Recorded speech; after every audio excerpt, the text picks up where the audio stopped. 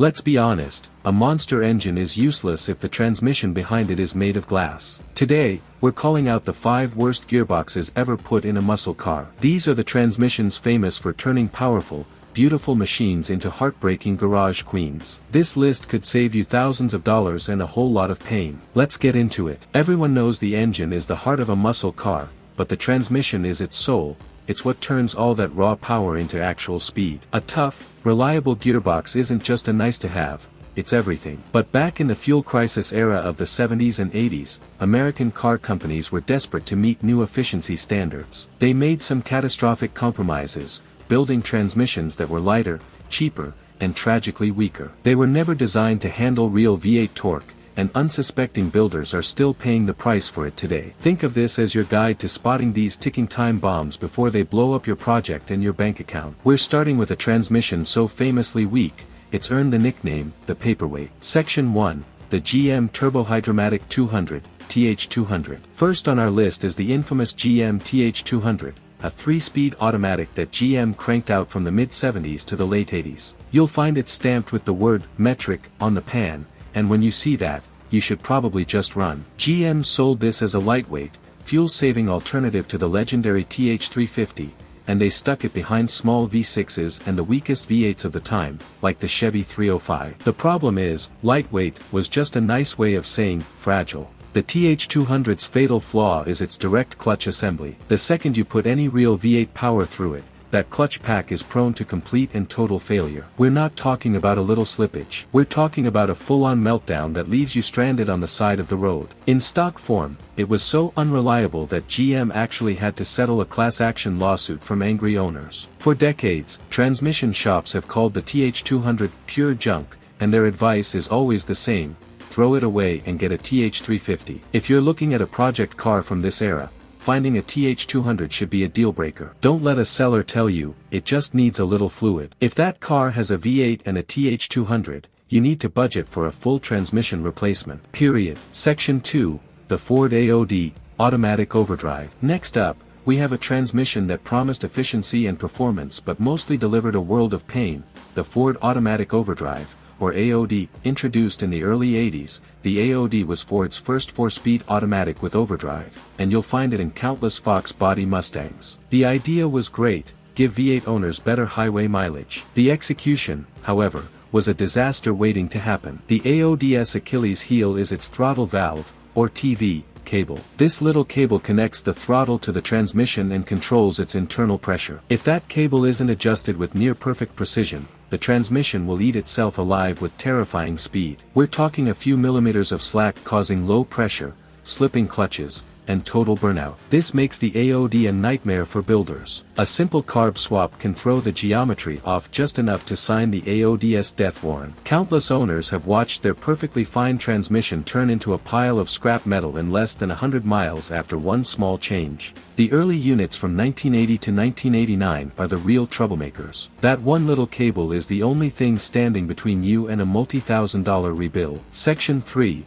the Mopar A833 Overdrive, aluminum case. Don't worry, we're not leaving Mopar out of this. While the original cast-iron A833 4-speed is a nearly indestructible legend, its younger, lighter cousin is a different beast entirely. In 1975, Chrysler rolled out an overdrive version of the A833 with an aluminum case, mostly for A-body cars like Darts and Dusters. Yes, this transmission is now over 50 years old, but those cars are still popular projects, which means builders are still running into this gearbox. While the gears inside were decent, the house they lived in was way too flimsy. The critical failure point is the case itself. Under the twisting force of a healthy V8, the thin aluminum housing literally flexes. This flex lets the countershaft move around, knocking the gear mesh out of alignment. When the gears don't line up perfectly, they whine, they wear out, and eventually, they break. The telltale sign of a dying aluminum A833 is a loud growling noise when you accelerate in first, second, or fourth gear. That's the sound of the case bending and the gears slowly eating themselves. Shift into third, where power flows straight through, and the noise often vanishes, confirming the problem. Unless you can find a rare, expensive shop to machine and reinforce the case, the verdict is clear: if you plan on making real power, avoid this one and find its cast iron big brother. Section 4, the early GM 700R4, 1982 to 1986. The GM 700R4 is a transmission with a split personality. The later versions from 1987 onwards were actually pretty good and became a popular swap. But the early, pre-87 versions, they were a mess that left a lot of people stranded. Like the AOD, the 700R4 was GM's answer for an overdrive automatic, but these first-generation units were basically a public beta test that you had to pay for. Now, 40 years later, these transmissions are still lurking in otherwise perfect project cars. These early models had two huge weak points. First was the 3/4 clutch pack, which was famous for burning up with shocking speed, especially behind a modified engine. A slipping shift from second to third, or losing third and fourth gear altogether, is the classic sign of death. Second, it used that same, problematic TV cable system that, if not perfectly set, would cause all kinds of shifting issues and failures. To top it off, these early versions used a weak 27-spline input shaft, which was a serious downgrade from the 30-spline shaft used in later models and other, stronger GM transmissions. It's a heartbreakingly common story.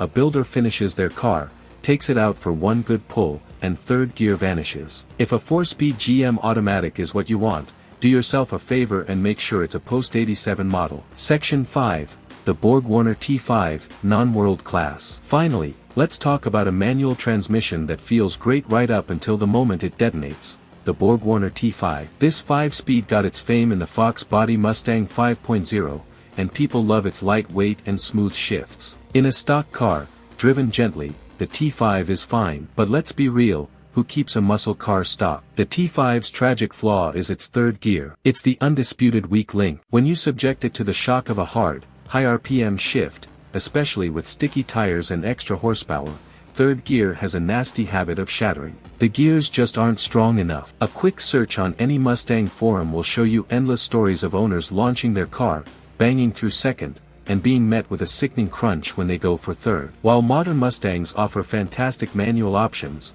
the T5 is what you're going to find in those classic 80s and 90s project cars. Later, world-class versions of the T5 had some upgrades, but they still have a low torque rating of around 300 pound-feet. For any serious build, the T5 isn't a question of if it will fail, but when. So there you have it, the TH200, the Ford AOD, the aluminum A833, the early 700R4, and the Borg-Warner T5. These 5 gearboxes are the poster children for factory cost cutting, and every single one is a potential nightmare for a muscle car builder. They are the weakest link, practically guaranteed to break your heart and your wallet. Choosing the right transmission is just as important as building the right engine.